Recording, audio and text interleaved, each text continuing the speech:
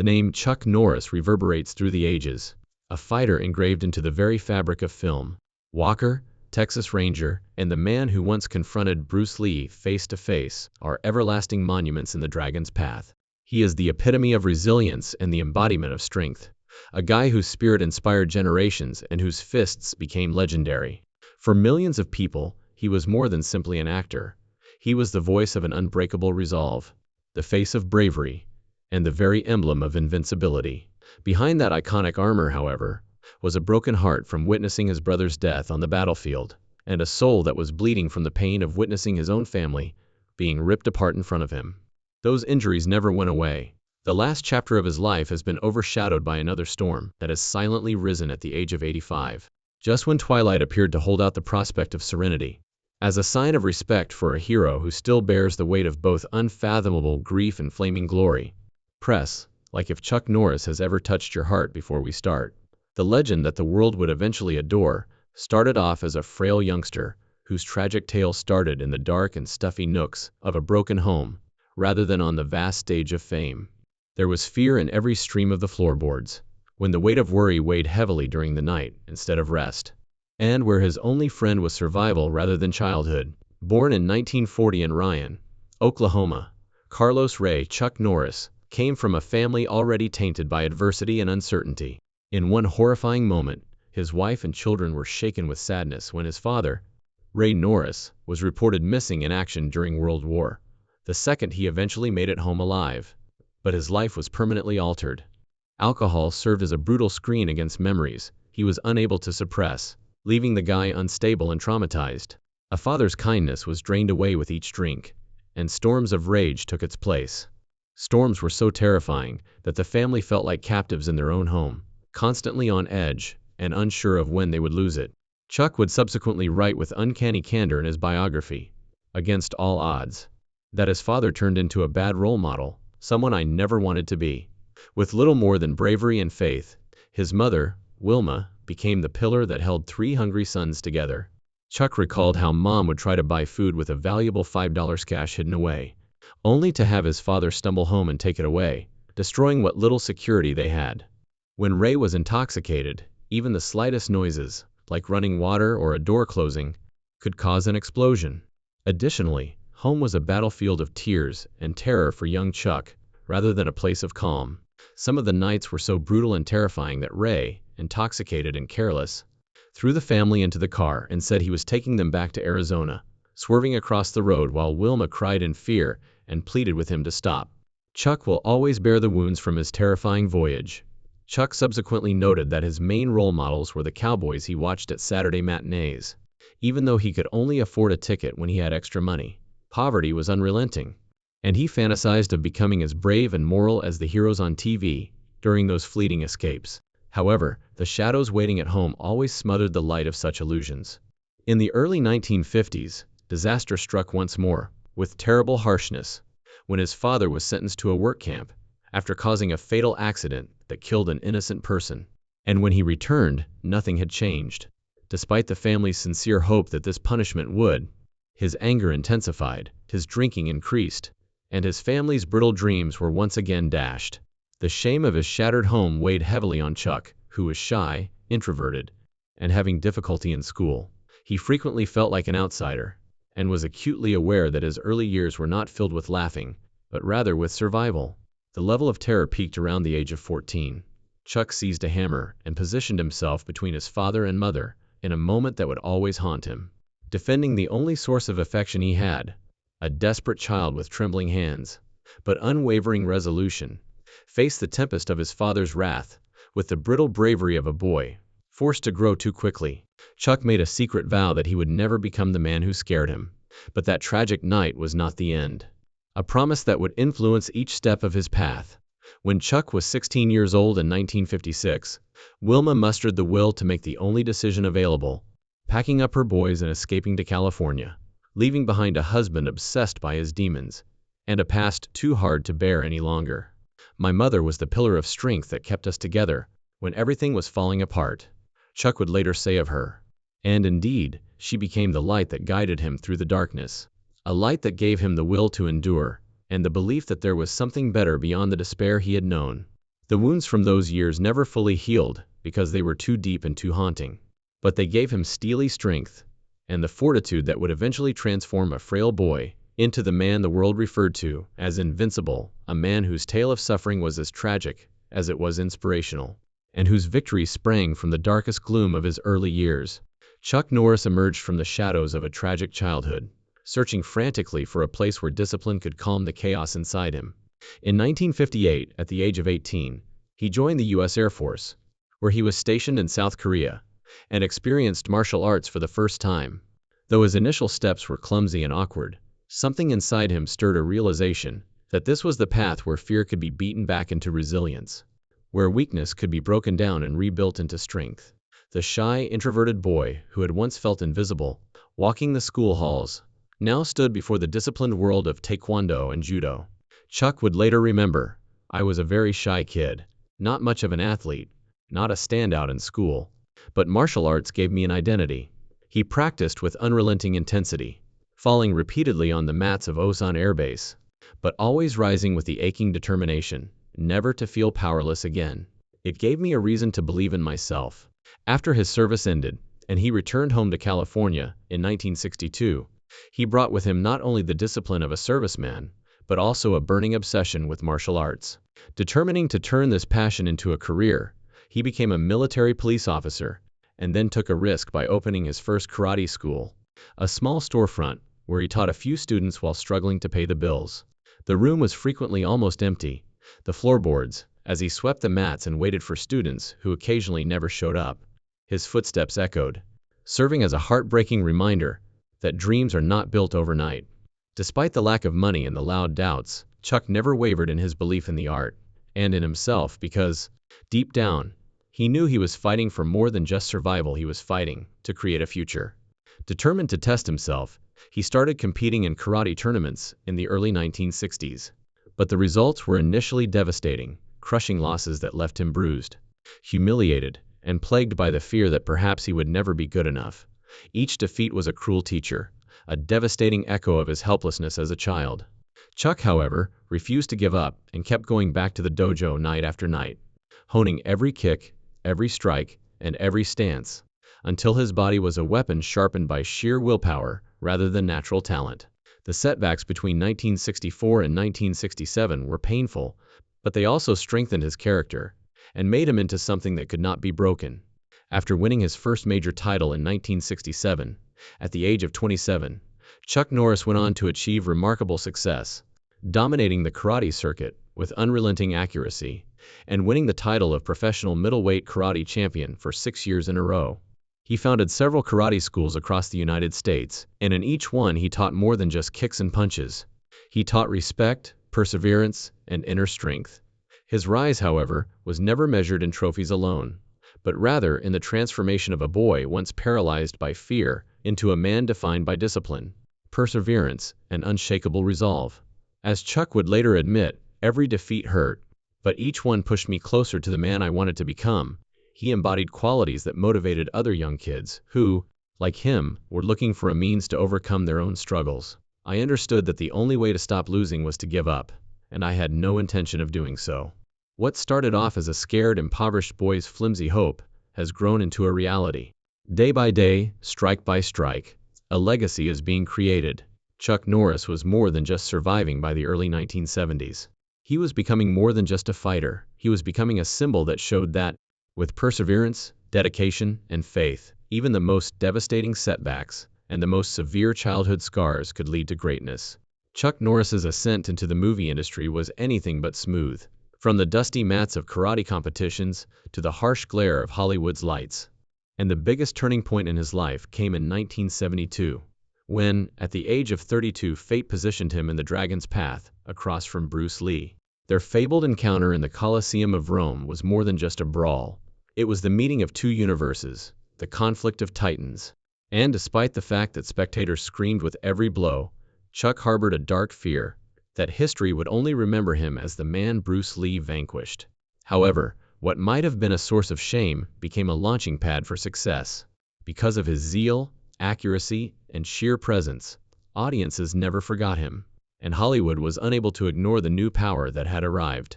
Nevertheless, the road was harsh and unpredictable. In the film industry, success was never assured. Chuck also had to deal with the harsh realities of Hollywood. In the late 1970s, following that stunning breakthrough, a battleground full with titans like Sylvester Stallone and Arnold Schwarzenegger, where his movies frequently faltered before gaining traction, forcing him to fight patiently and unrelentingly, instead of with his fist tenacity, to demonstrate that his voice and vision were appropriate.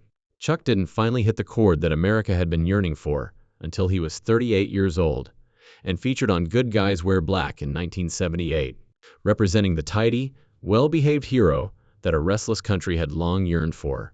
The responsibilities expanded with merciless momentum after that. Missing in Action 1984, Code of Silence 1985, The Octagon 1980, Lone Wolf McQuade 1983, and The Delta Force 1986. With every movie, he became more than just a martial arts celebrity. He became a living representation of tough patriotism and uncompromising justice. The unbeatable combatant on film was applauded by the audience. For Chuck, however, every victory was tinged with a sadness that was too profound for cheers to wash away.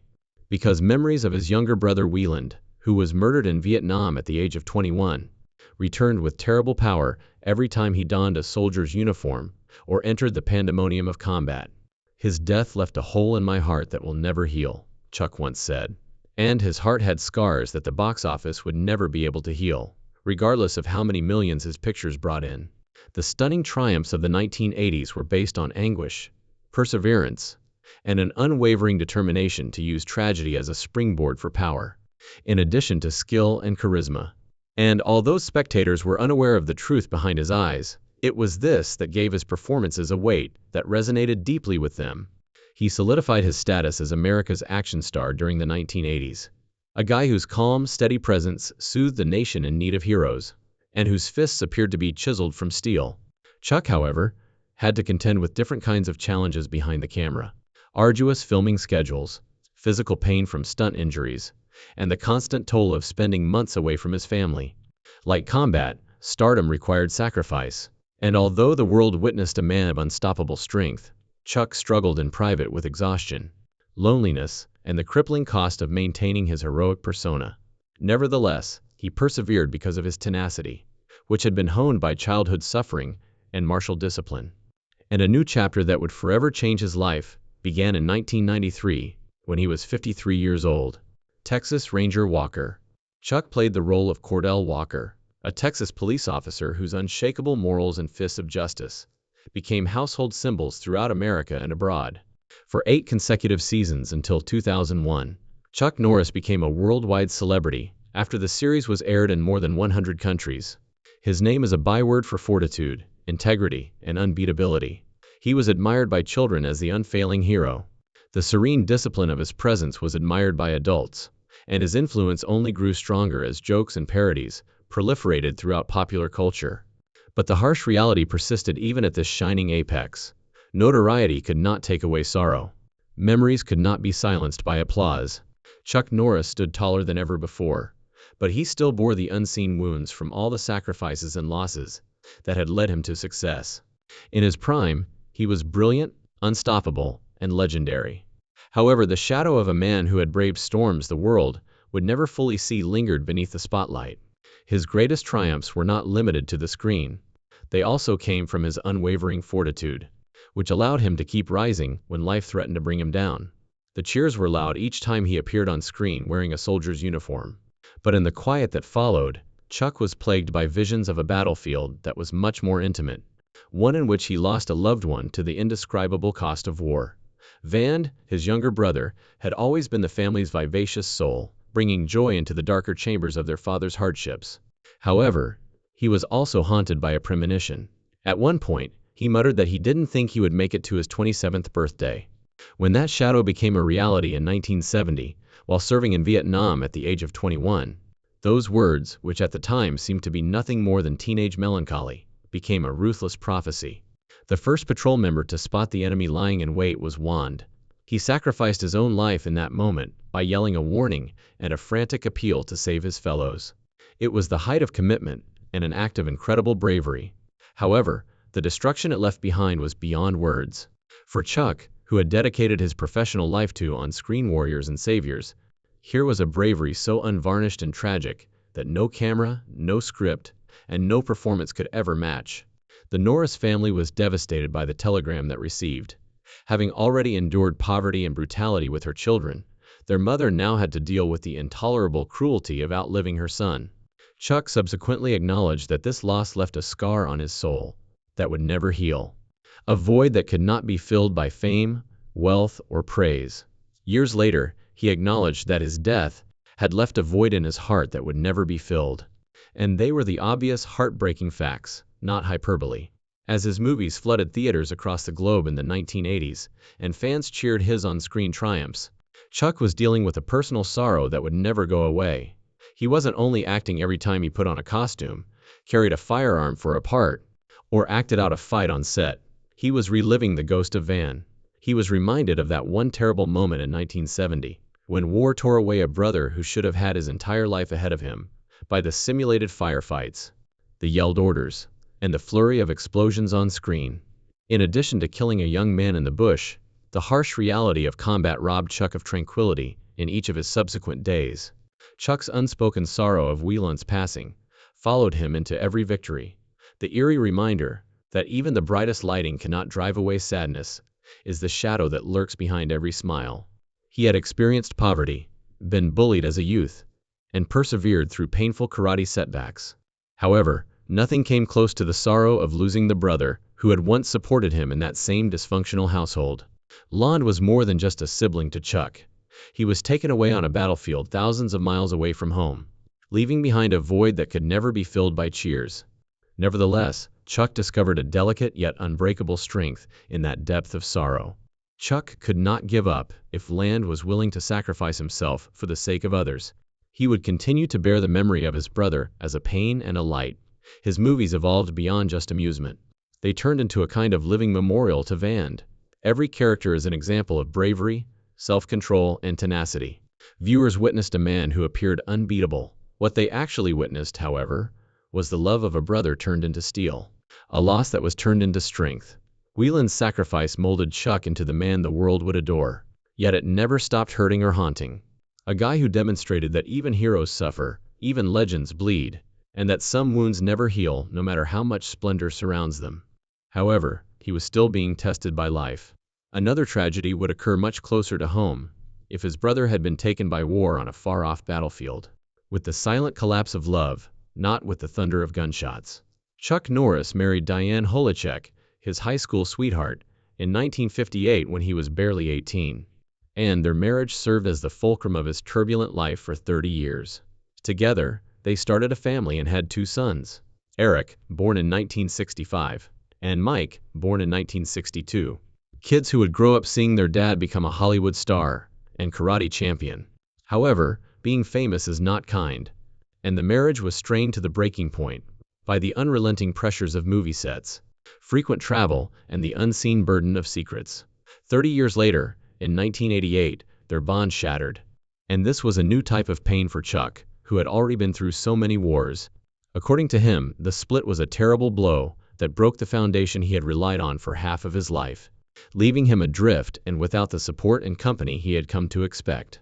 This time, it was not an ambush by the enemy, but rather the quiet of his sons had to watch the disintegration of the only family they had ever known, which was much more devastating than the broken household that brought him to his knees. And like a specter from the past, another discovery came as if that loss weren't enough. A letter from Dina, a young lady born in 1962, claiming to be Chuck's daughter from a brief affair he had while serving in the military.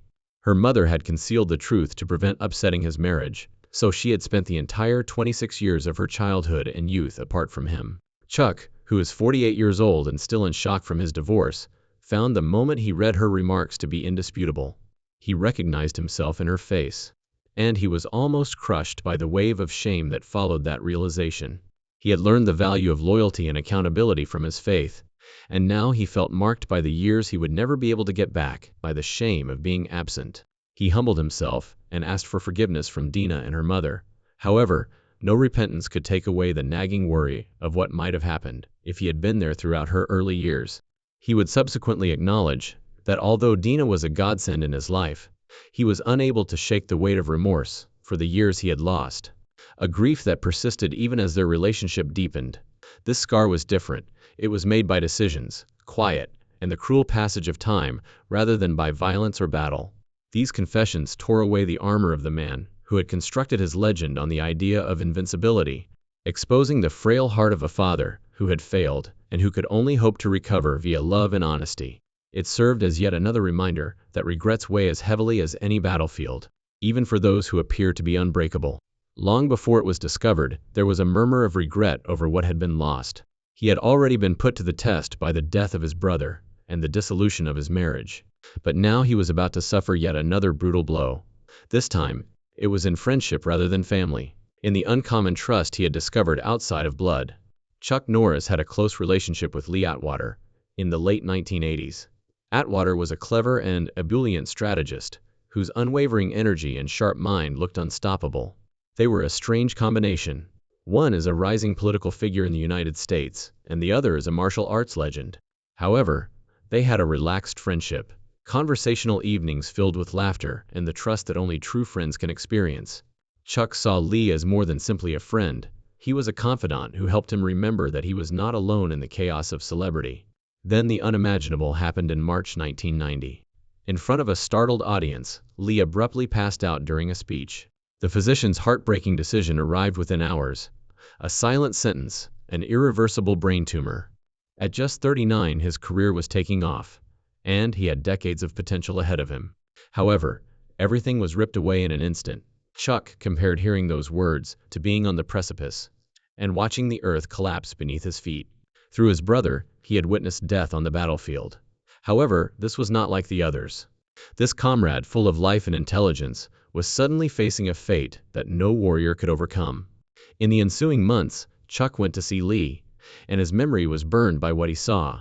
The once unstoppable man whose voice once filled rooms was reduced to whispers, his youthful vigor ebbing away as the illness engulfed him, and the brilliant spark in his eyes dimming.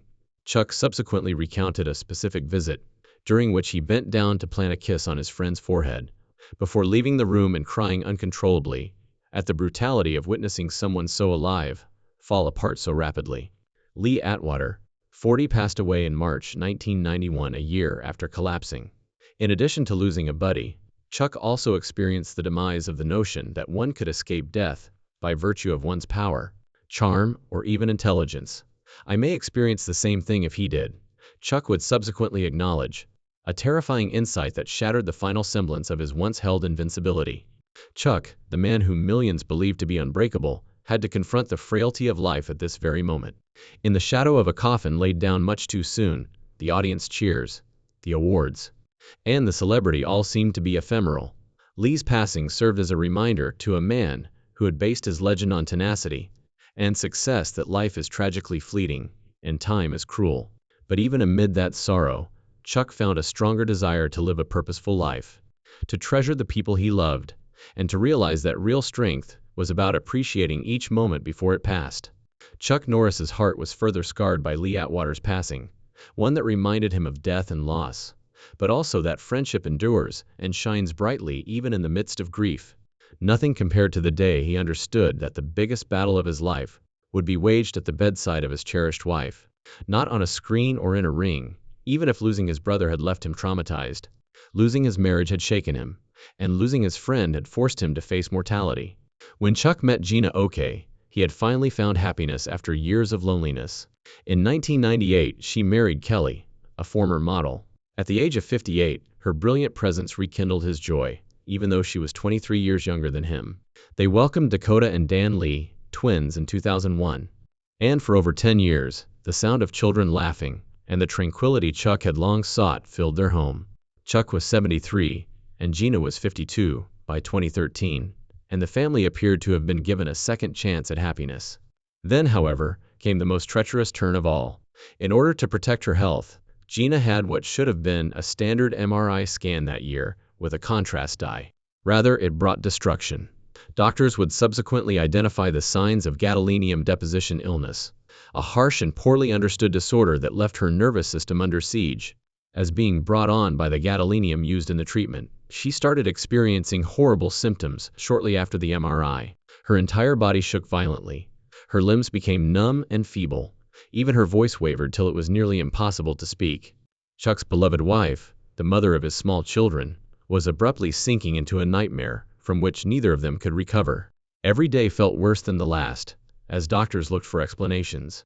Chuck sat beside her hospital bed on innumerable nights, holding her hand while the machines hummed around them. He watched helplessly as she struggled to talk, her once bright smile fading into stillness. Even though over $2 million was spent on therapies, nothing could replace the comfort of knowing she was whole and well once more. Chuck would subsequently acknowledge in interviews that those years had broken him in ways that the outside world was blind to. He said, "She's dying right in front of me," his voice quivering with pain. At home, Chuck was just a husband in despair, pacing hospital hallways, praying through restless nights, and giving up everything he had to care for his wife. He gave up movies, public appearances, and the career that had defined him for decades, stepping back from the spotlight to spend every moment by her side. To fans, Chuck was still the unbreakable hero of Walker, Texas Ranger. Hollywood lost an icon, but Gina gained a guardian who would not let go for a heartbeat. In addition to Chuck, Gina, who was once healthy and radiant, found the loss of independence to be devastating. She witnessed the man she loved give up everything for her, and her pain was exacerbated by the guilt she felt, knowing that his life and career had been sacrificed. They saw their father cry for the first time, and that memory would shape their understanding of both love and fragility. The twins, who were only 12 at the time, had a childhood that would never be the same, because of hospital visits, and the haunting image of their mother in pain. The years that followed were filled with constant trials, experimental treatments, lengthy hospital stays, trips across continents in search of answers, and even a last-ditch trip to China for stem cell therapy. Each setback threatened to break their spirit. The world started to see a different Chuck Norris as a result of all of this, but Chuck refused to give up. The discipline he had developed in the dojo now drove a far more sacred battle to maintain hope when medicine failed. He became the warrior at home rather than the one on screen, and he measured victory not in trophies, but in the endurance of love. The man who was once mythologized as indestructible became the most human of husbands, defined not by fame, but by devotion. He was stripped of the armor of invincibility, revealing the truest form of strength, not the kind that defeats enemies, but the kind that kneels beside a suffering loved one and whispers, "I'm not leaving." In caring for Gina, Chuck demonstrated that love is the most powerful force of all. The anguish of witnessing Gina's suffering was both his greatest heartache and his greatest testimony. True heroes are not those who triumph on television, but rather those who persevere through life's most trying times. Chuck Norris, 85, lives a seemingly calm life, but beneath that calm is the weight of decades, memories, and battles that never really end. He lives with his wife, Gina O'Kelly, on their expansive ranch in Navasota, Texas, and is strong enough to carry a family through the darkest chapter of their lives. The ranch is large with still lakes and open skies, a place where every sunrise seems to whisper of peace.